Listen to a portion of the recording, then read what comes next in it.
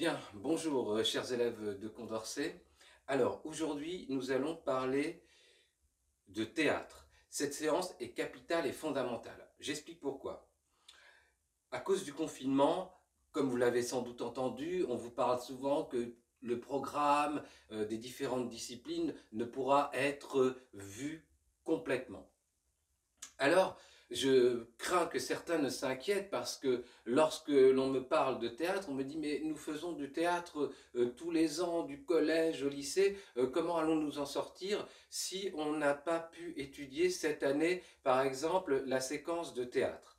Alors justement, la séance d'aujourd'hui va tenter de répondre à cette question et surtout de vous rassurer. Alors comment faire? Vous allez voir qu'on peut lire des pièces de théâtre. Normalement, vous en avez déjà lu une. Pour les quatrièmes, l'île des esclaves. Pour mes classes de sixième, ce sera Molière. Mais vu la configuration, il est incertain que nous puissions voir tout cela. Alors comment on va faire pour que les années suivantes, vous soyez quand même à l'aise lorsque votre professeur de français vous fera étudier le théâtre? Eh bien, c'est simple. L'enjeu premier, ce sera d'abord de pouvoir reconnaître ce qui spécifie un texte d'être théâtral. Qu'est-ce que ça veut dire? C'est-à-dire, comment faites-vous pour vous repérer tout de suite lorsque vous avez affaire à un texte qu'il s'agit là du théâtre et pas d'un roman et pas d'une poésie? Alors, tel est l'enjeu. Parce que vous serez amené fréquemment, dans les années prochaines, jusqu'au lycée, parfois à reproduire un texte théâtral. Alors, pour pouvoir reproduire un texte théâtral, il faut pouvoir reconnaître les éléments qui organisent un texte théâtral. C'est pour ça qu'aujourd'hui, nous allons regarder ça concrètement, et quand bien même vous n'auriez pas lu immédiatement un livre de théâtre, après cette séance, vous serez capable de pouvoir le reconnaître et de pouvoir reproduire un texte théâtral.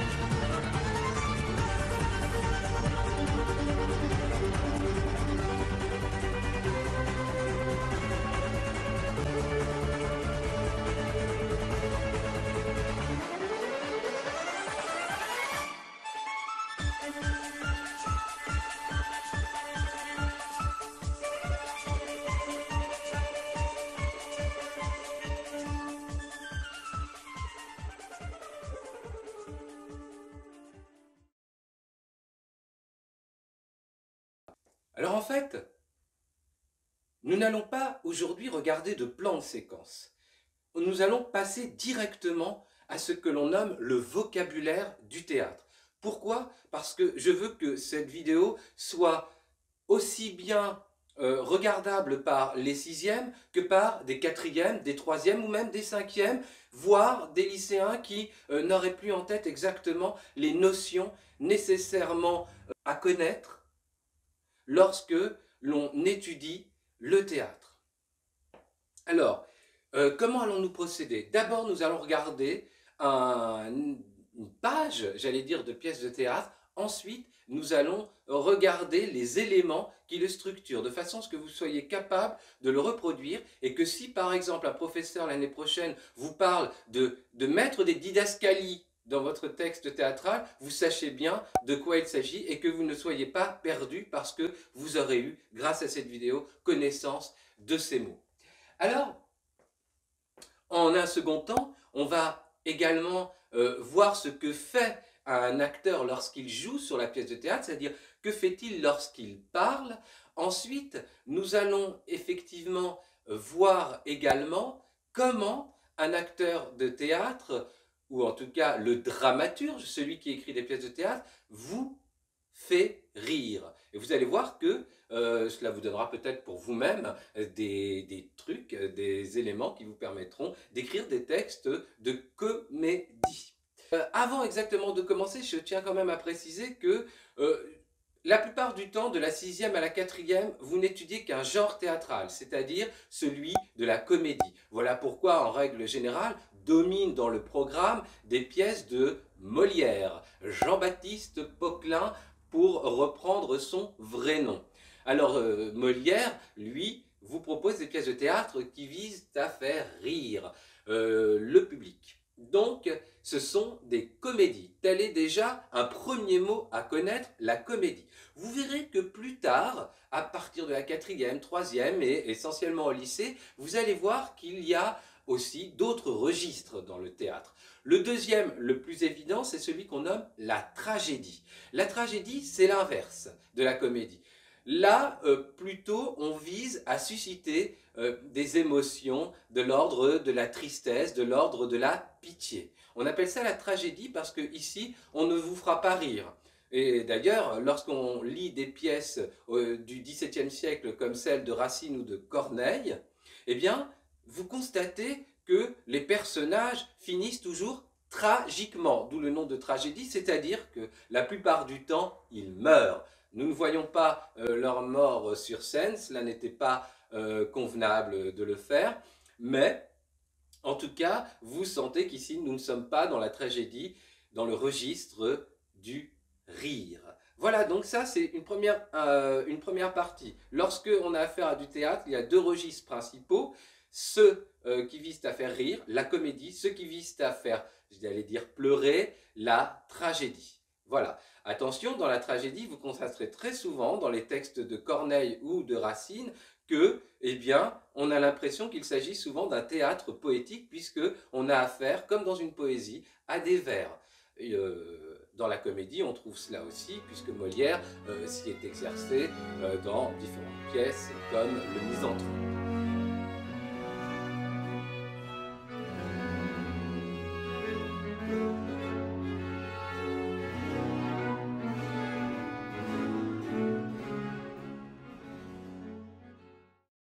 Voilà, donc commençons quand même concrètement, après comédie et tragédie, à regarder d'abord ici un texte théâtral. Voici comment il se présente. Vous avez des éléments qu'il faut absolument savoir définir lorsqu'on étudie un texte théâtral. Ici, vous avez un petit texte que j'ai pris, qui s'appelle une chaussure dans le beurrier, et vous voyez que la disposition du texte n'est pas du tout classique. C'est-à-dire, si vous êtes habitué à lire des romans, des récits, vous ne voyez pas, par exemple, le nom des personnages apparaître de cette façon-là. Quand il y a des dialogues, nous avons des guillemets, des tirets, etc. Ce que vous ne trouverez pas ici au théâtre. Alors, qu'est-ce qui fait ici la spécificité du texte théâtral? Alors, commençons. D'abord, on va parler de ce qui divise une pièce théâtrale. Dans un roman, par exemple, vous avez des chapitres. Dans une pièce de théâtre, ça n'existe pas. On va parler d'actes. Un acte, c'est les grandes parties d'une pièce de théâtre. Bien. Alors évidemment, chaque fois que je vais vous donner un certain nombre de mots de vocabulaire, il vous suffira de faire pause, les définitions apparaîtront devant vous et vous pourrez ainsi les copier sur votre fiche ou sur une feuille de sommaire de façon à bien les conserver. Alors nous parlions d'un acte. Un acte, disais-je, c'est les grandes divisions d'une pièce de théâtre. Lorsque je suis au théâtre, je n'ai pas le livre devant moi, mais je sais et je devine lorsque finalement la pièce passe d'un acte à l'autre. Le plus souvent, une pièce se constitue autour de 5 actes. Je le sais parce que, tout simplement, quand un acte se termine, le rideau se ferme, le rideau principal du théâtre, et enfin, il s'ouvre quand l'acte suivant commence. N'oubliez pas, nous sommes bien ici au théâtre, donc nous avons une scène et des acteurs qui jouent devant des spectateurs. Vous entendrez parler de double énonciation, mais pour l'instant, ce sont des termes que vous pourrez chercher pour vous, mais sur lesquels nous n'allons pas nous arrêter immédiatement. Alors, un acte, donc disais-je, c'est la grande division d'une pièce de théâtre. Mais à l'intérieur d'un acte, vous allez trouver ce qu'on appelle des scènes. Autrement dit, une pièce de théâtre est divisée en plusieurs actes qui sont eux-mêmes divisés en plusieurs scènes. Alors, ici donc, la scène, c'est la sous-division d'un acte. Voilà pourquoi, lorsque je demande d'acheter un livre de théâtre, je vous dis peu importe l'édition. Parce qu'au théâtre, lorsqu'on veut se repérer, eh bien on n'a pas réellement besoin de la pagination, il nous suffit d'avoir le numéro de la scène et le numéro de l'acte. Si je veux vous faire travailler un texte, par exemple, je vous dirais, eh bien prenez l'acte 3 ou prenez plutôt la scène 2 de l'acte 3. Donc vous irez chercher l'acte 3, vous repérerez la scène 2 et vous n'aurez même pas besoin de pagination. Ensuite, alors, question, encore, quand moi je suis spectateur et que je regarde une pièce de théâtre, comment puis-je deviner que nous sommes passés d'une scène à l'autre? Alors, une scène, lorsque elle change, on le devine parce que un personnage entre ou un personnage sort. C'est ce qui va nous donner l'indice du fait d'un changement de scène. Donc, vous voyez, sans le livre, je peux repérer les changements d'acte et les changements de scène lorsque je lis lorsque je regarde plutôt une pièce de théâtre. On continue dans notre vocabulaire. Ensuite, vous constaterez que lorsque vous lisez une pièce de théâtre, il y a souvent des phrases mises en italique. Vous, lorsque vous écrirez une pièce de théâtre, vous serez amené, vous n'écrivant pas en italique, vous serez amené à les mettre entre parenthèses. Qu'est-ce que cela? Qu'est-ce que ces éléments qui sont ici mis en italique? Eh bien, ces éléments sont très importants. On les nomme les didascalies. Les didascalies, c'est l'auteur de la pièce qui vous donne des indications, à l'acteur, aux acteurs, sur la manière de jouer la pièce, sur la décoration autour de la pièce. Autrement dit, une didascalie donne des informations sur la mise en scène. L'acteur doit savoir parfois si le propos qu'il tient doit être dit en criant ou tout bas. Eh bien, la didascalie précisera en italique tout bas. Ou lorsqu'il doit parler à part, la didascalie précisera à part. Vous voyez? Donc, c'est l'enjeu des didascalies. Elles donnent des informations de mise en scène. Alors, ici, si on regarde le texte, vous verrez que les didascalies, certes, sont là posées en introduction. Très souvent, dans l'introduction, les didascalies introductives sont celles qui donnent des informations sur le décor, par exemple, sur ce qu'on doit trouver sur une scène pour pouvoir jouer la pièce. Ensuite, les noms qui apparaissent sont autant de didascalies. Mais vous allez voir, ce que je nomme des formes de didascalie interne, c'est qu'à l'intérieur même du texte, vous trouvez des éléments en italique qui vont expliciter comment, quel ton doit prendre, quel geste doit faire l'acteur lorsqu'il va jouer la pièce de théâtre. Donc, autrement dit, dans une pièce de théâtre, nous ne trouverons pas des guillemets, nous ne trouverons pas des incises comme « dit-il », erreur que font souvent les non-initiés aux pièces de théâtre. On ne met jamais des dit-il, des répondit-il, etc. Ça n'existe pas au théâtre. au théâtre, il faut toujours penser que ce que l'on écrit doit être joué par des acteurs. Continuons notre vocabulaire après l'acte, les scènes et les didascalies. Alors, ici, vous voyez que après les didascalies qui montrent le nom des personnages, vous avez bien les personnages qui parlent. Eh bien, les personnages, lorsqu'ils parlent, ce que vous avez à construire, leurs paroles, eh bien, ce sont les répliques. Les répliques restituent la parole des personnages, celle que devra apprendre par cœur ici un acteur. Au théâtre, vous devez apprendre par cœur. Et c'est même ce qui est souvent impressionnant, c'est qu'un acteur est capable d'apprendre des dizaines, voire parfois des centaines de pages, mais pour des pièces plus longues. Mais voilà un des tours de force des acteurs, être capable d'apprendre cela par cœur.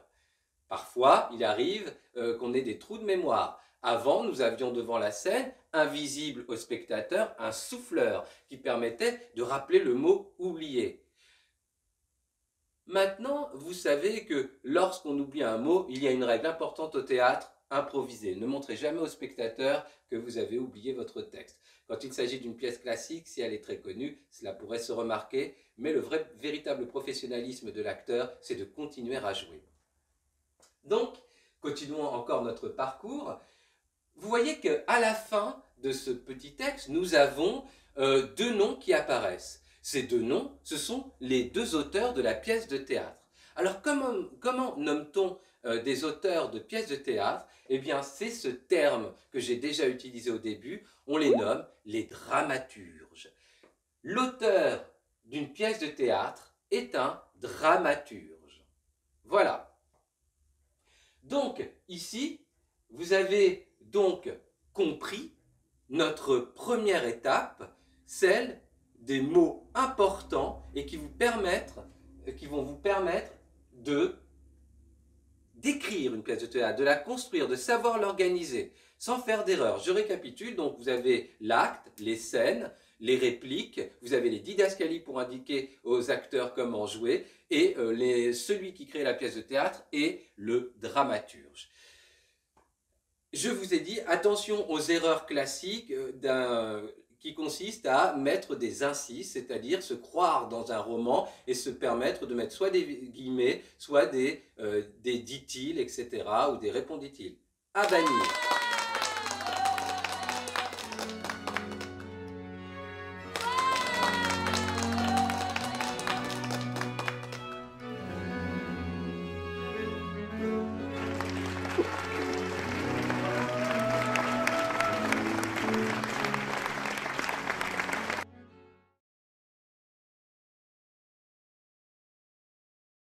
Bien, maintenant, nous allons passer à notre deuxième étape après avoir vu les termes de vocabulaire essentiels lorsque l'on étudie le théâtre.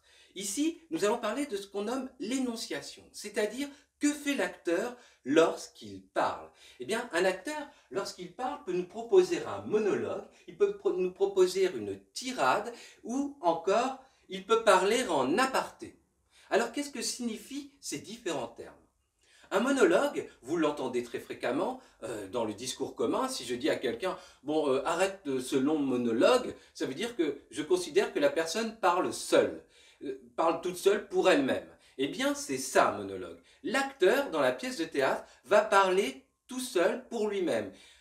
Alors, il pense n'être entendu de personne, et seuls les spectateurs sont censés l'entendre. Alors, le monologue, c'est aussi le temps où l'acteur montre qu'il pense. Vous imaginez bien que nous sommes obligés, nous spectateurs, d'entendre ses pensées, sinon nous ne comprendrions pas grand-chose, j'allais dire, à l'histoire de la pièce en question que nous étudions. Donc, nous sommes au cœur même parfois de la pensée de l'acteur. C'est un monologue. Ensuite, il peut donc aussi s'exprimer en une longue tirade. Longue tirade, c'est déjà un pléonasme, c'est-à-dire c'est comme dire monter en haut. Parce qu'une tirade, justement, c'est un moment très long où l'acteur prend la parole. On en a un exemple fameux, c'est lorsque Cyrano de Bergerac propose ce qu'on a appelé la tirade du nez, puisque vous savez que le personnage a un nez proéminent dont il est l'objet de moqueries, et un jour, pour contrecarrer les moqueurs, il va proposer cette longue tirade pour leur montrer qu'il manque d'esprit. C'est une tirade extrêmement célèbre et extrêmement longue. Personne? Attendez, je vais lui lancer dans des traits. Vous! Vous avez un nez. Un nez. Très grand. Ouais. Ah, C'est tout? mais Oh non, c'est un peu court. Jeune homme, on pouvait dire... Oh Dieu, bien des choses en somme. En variant le ton. Par exemple, tenez, agressif. Moi, monsieur, si j'avais un tel nez, il faudrait sur le champ que je me l'amputasse. Amical. Mais il doit tremper dans votre tasse. Pour boire, faites-vous fabriquer un map. Descriptif. C'est un roc, c'est un pic, c'est un cap. Que dis-je, c'est un cap? C'est une péninsule. Curieux. De quoi sert cet oblong de capsule? D'écritoire, monsieur, ou de boîte à ciseaux? Gracieux. Aimez-vous à ce point les oiseaux que, paternellement, vous vous préoccupâtes de tendre ce perchoir à leurs petites pattes? Truculent. Ça, monsieur, lorsque vous pétunez, la vapeur du tabac vous sortait du nez, sentez un voisin de cri, oh, feuille au cheminée. Voilà maintenant. Gardez-vous votre tête entraînée par ce poids de tomber en avant sur le sol. Tendre. Faites-lui faire un petit parasol, de peur que sa couleur au soleil ne se faille. Pédant. L'animal seul, monsieur, car Aristophane appelle hippocampe éléphantotanélos, dut avoir sous le front tant de sphères sur tant d'os. Cavalier! Quoi, la vie? Ce gros est à la mode? Pour pondre son chapeau, c'est vraiment très commode. Oh, fatigue! Aucun vent ne peut, né magistral, t'enrhumer tout entier, excepté le Mistral. Dramatique! C'est un mer rouge quand il saigne. Admiratif! Pour un parfumeur, qu'elle enseigne. Lyrique! Est-ce une couque? Êtes-vous un triton? Naïf! Chez monument, quand le visite-t-on? Respectueux! C'est ce monsieur qu'on vous salue. C'est là ce qui s'appelle avoir pignon sur oreille. Campagnard! André! C'est qui un nez? Nana, c'est que qui n'avait géant ou pas avec melona. Militaire! Pointé contre cavalerie! Pratique! Voulez-vous le mettre en autorie? Assurément, Voilà. monsieur. Ensuite, l'acteur peut parler en aparté. Souvent, dans la didascalie, on aura à part. C'est-à-dire que le dramaturge nous précise que cette fois-ci, l'acteur parle pour lui-même, lui tout seul. Il n'est entendu de personne d'autre que des spectateurs. Voilà. Donc, ce sont les trois éléments qui montrent ce que fait l'acteur lorsqu'il parle. Du côté de l'histoire, il y a ce qu'on nomme l'intrigue. Eh bien, l'intrigue, c'est simple, par définition, c'est ce qui se passe. Ce sont les événements qui se produisent et qui constituent l'histoire. L'intrigue dans l'île des esclaves, eh bien, c'est ce fameux naufrage sur une île d'un certain nombre de personnages qui étaient des maîtres et avec qui font naufrage avec leurs esclaves, et une île où la loi est un peu spéciale puisque les esclaves vont devenir maîtres et les maîtres vont devenir esclaves. Ça, c'est l'intrigue et nous allons assister à tous les événements qui vont se produire suite à ce changement de régime politique de cette île. Avec le quiproquo, on entre déjà un petit peu au cœur de notre question, celle que je posais tout à l'heure, qui consiste à se demander comment un dramaturge fait-il pour nous faire rire.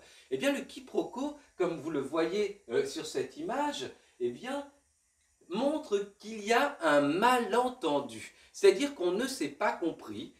Pourquoi ici? Parce que des élèves ont confondu, vous le voyez dans l'image, ce que l'on nomme cookies informatiques et les cookies gâteaux. Alors, le professeur leur avait probablement demandé la veille, ou leur avait précisé plus exactement la veille qu'ils allaient étudier les cookies. Les élèves l'ont mal compris et au lieu de venir pour étudier les cookies informatiques, ont apporté les ustensiles nécessaires à la préparation du gâteau. Eh bien, un quiproquo, c'est ça. C'est l'objet d'un malentendu. Et très souvent, pour faire rire, eh bien, on multiplie un certain nombre de quiproquos. Alors, enfin, terme très important, le coup de théâtre. Le coup de théâtre dans une pièce, c'est ce qui va d'un seul coup nous faire revoir toute l'intrigue de fond en comble. Qu'est-ce à dire? C'est-à-dire que jusque-là, on ne s'attendait pas à ce qu'une information capitale arrive à ce moment-là. D'un seul coup, par exemple, on découvre que, eh bien, tel enfant qui était considéré comme un enfant pauvre pendant toute la pièce, eh bien, de fil en aiguille, coup de théâtre, en fait, c'est le fils du roi. Information qui va permettre de réévaluer tout le comportement des personnages autour de lui.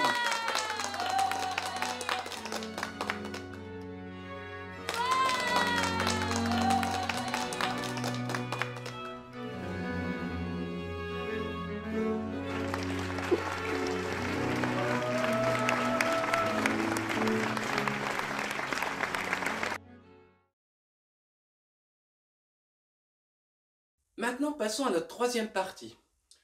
Par quel procédé le dramaturge parvient-il à nous faire rire? Alors c'est là, et vous entendrez parler très souvent, que l'on parle des différentes formes de comique. Et nous allons les regarder. Alors, nous allons nous servir d'un acteur qui est extrêmement connu, Louis de Funès, et vous allez voir que pour faire rire, il utilise ces différents types de comiques. Et rien de mieux que de les voir illustrer pour bien les comprendre, voire pour être capable de les réutiliser. Nous allons commencer ici par le premier type de comique, celui qu'on nomme le comique de caractère. Alors, le comique de caractère, ce n'est pas très compliqué, en fait, et c'est souvent ce que fait Molière dans ses pièces, c'est qu'on va grossir les traits de caractère de quelqu'un, c'est-à-dire qu'on va les caricaturer pour faire rire les spectateurs. Par exemple, si quelqu'un a un petit cheveu sur la langue, eh bien, quelqu'un qui voudra se moquer et faire rire aux dépens de cette personne, eh bien, insistera sur le cheveu sur la langue lorsqu'il parlera. Vous voyez? Donc, c'est ça. Si quelqu'un a tendance à être près de ses sous, comme l'avare, eh bien, on amplifiera ce défaut pour montrer les conséquences de ce défaut dans la pièce et pour faire rire les spectateurs. N'oubliez pas qu'une comédie, eh bien, doit toujours se bien terminer. Plus encore, les personnages d'une comédie, à l'inverse de la tragédie, eh bien, ce sont en règle générale des paysans, des bourgeois, etc., des gens comme vous et moi. Alors que dans une tragédie, il n'y a que la noblesse qui est représentée. Des personnages de haut rang. Alors, on va regarder un peu ce premier extrait ici de Louis de Funès. Ce sont les fameux gendarmes à Saint-Tropez. Et vous allez voir que le personnage ici est caricaturé. Puisque, en fait, c'est un chef. Mais alors, vis-à-vis de ses inférieurs, il est extrêmement sévère. Et vis-à-vis de ses supérieurs, il est extrêmement doux. En fait, il s'agit de moquer les petits chefs. Regardez. Oh, regardez là. Regardez. Ah, mais c'est moi qui... Mais c'est moi le... Oh, mon adjudant, regardez. Oh, oh, oh, oh, qu'il est beau. Oh, oh, oh, regardez. Aïe. Ouh, aïe, ouvrez-moi ça, vous. Je suis le plus fort. Oui, chef, nous sommes les plus forts. Oui, chef, on les aura. Oui, chef. Oui, chef. Oui, chef. Oui, chef. Saligo. Saligo. Je te retrouverai, moi, je te retrouverai. Oh, vieux Septime, je ne vous ai pas raconté la meilleure. Vous allez encore me faire rire, monsieur le ministre. Figurez-vous qu'un jour, mon chef de cabinet... Il est drôle. Non mais attendez, voyons. Mon chef... Je voulais de l'estragon et non pas du persil. Je m'en fous, parlez-en au chef. Je m'en fous, moi je m'en fous du chef. Qu'est-ce qu'il y a? Ça va, mon petit Marcel? Très bien. Qu'est-ce qu'il y a? Il n'y a rien, c'est des broutilles. Vous voyez donc ici que l'on se moque du petit chef, c'est-à-dire celui qui est ultra autoritaire avec ses inférieurs gradés et ultra mielleux avec ses supérieurs. Alors, on utilise parfois très familièrement le terme lèche-botte. Ensuite, ici, deuxième type de comique qui vise à faire rire, c'est ce qu'on nomme les comiques de situation. Eh bien là, on est dans l'ordre de ce que je vous expliquais tout à l'heure avec le quiproquo. Ici, c'est la situation qui va provoquer des malentendus qui vont faire rire le spectateur. Je prends un exemple avec un film des Inconnus. Ce sont trois frères. L'un des frères a décidé de se marier avec une très vieille dame de façon à pouvoir obtenir son héritage, car elle est riche. Les deux frères s'en émeuvent et veulent convaincre l'autre frère donc de ne pas agir de la sorte parce que ce n'est pas moral. Ils décident de lui rendre visite. Et lorsqu'ils lui rendent visite, eh bien voilà comment se dispose la scène au cinéma. Les deux frères sont à côté, le frère coupable du geste immoral est en face d'eux. Et là, le frère immoral les prend de haut en leur expliquant que lui, eh bien, il réussirait dans la vie, il réussirait les choses et qu'il se fiche bien éperdument de cette vieille dame, mais qu'à la fin, c'est lui qui gagnerait l'argent. Sauf que ce qu'il ignore, c'est que la dame arrive au même moment, derrière. Les deux frères s'en aperçoivent, lui ne le voit pas, et ils essaient de doucement lui faire signe pour qu'il arrête de critiquer cette vieille dame, mais il est trop tard. C'est un quiproquo, c'est un comique de situation. Autre forme de comique, le comique de mots. Ici, le comique de mots, eh bien, c'est ce par quoi vous allez faire rire en vous servant des paroles, des mots. Alors, ça peut être des jeux de mots, ça peut être des mots déformés, des mots inventés, ça peut être lié à des phrases mal construites. La plaisanterie, le plus souvent, est de l'ordre du comique de mots. Donc, vous faites rire aussi grâce aux mots. Ici, vous allez voir dans la scène, encore avec Louis de Funès, que ce qui va faire rire le spectateur, c'est ce qu'on nomme les lapsus. Lorsque notre langue fourche et que les mots qu'on utilise ne sont pas les bons mots. Regardez. Yes, my lord. Yes, my lord. Yes, my lord. But I beg your pardon, my lord, but in my opinion, I am sure, mais alors I am tout à fait sure, que c'est un coup de fantôme. Le fantôme que j'ai pendu, le fendu que j'ai... Excuse-moi, le fantôme que j'ai vu dans le couloir tout à l'heure était un homme de fantomas déguisé en fantôme. Voilà. Et alors, désormais, tout fantôme aperçu dans le château sera arrêté sur le champ. Tais-toi. Non, écoute. Mais je ne te permets pas de me vous voyez. Enfin, je ne me permets pas de me tutoyer. Ça suffit, hein. Ça va, ça suffit, là. Ensuite, dernier comique, le comique de geste. Alors celui-là est capital, surtout dans le théâtre du XVIIe siècle où on aime à se donner des coups de bâton. Le comique de geste, eh bien c'est ça, c'est les coups de bâton, c'est les chutes, c'est les grimaces, c'est les bruits étranges que l'on peut faire pour faire rire le spectateur. N'oubliez pas, le comique de geste, vous en riez déjà dans votre quotidien. Lorsque je vois qu'un élève chute dans les escaliers, eh bien vous êtes sûr que la plupart des autres élèves, plutôt que de s'émouvoir de l'affaire, vont plutôt se mettre à rire.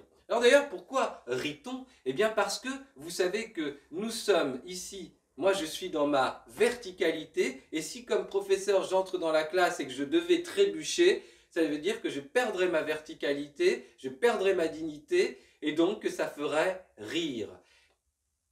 Eh bien le théâtre utilise tout cela. Vous l'avez tous vécu, lorsque vous trébuchez, en effet, vous regardez honteux si ce qui a pu provoquer d'abord le trébuchement, et plus encore, vous regardez autour de vous si l'on ne vous a pas vu, parce que cela suscite votre honte, parce que votre souci, c'est de conserver votre verticalité.